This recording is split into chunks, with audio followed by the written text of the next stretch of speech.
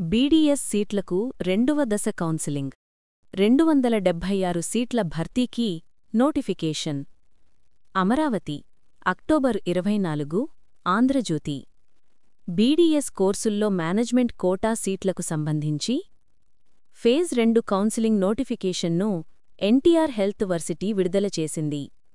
ఈ మేరకు health varsity registrar శుక్రవారం నోటిఫికేషన్ జారీ చేశారు. నీట్లో అర్హత కలిగిన అభ్యర్థులు శుక్రవారం సాయంత్రం 6 గంటల నుంచి 27వ తేదీ మధ్యాహ్నం 11:30 వరకు వెబ్ ఆప్షన్ ఎంపిక చేసుకునే అవకాశం కల్పించింది. బీడీఎస్లో B category management quota fees 4,40,00,000, NRI quota fees 13,20,00,000గా ప్రభుత్వం నిర్ధారించింది.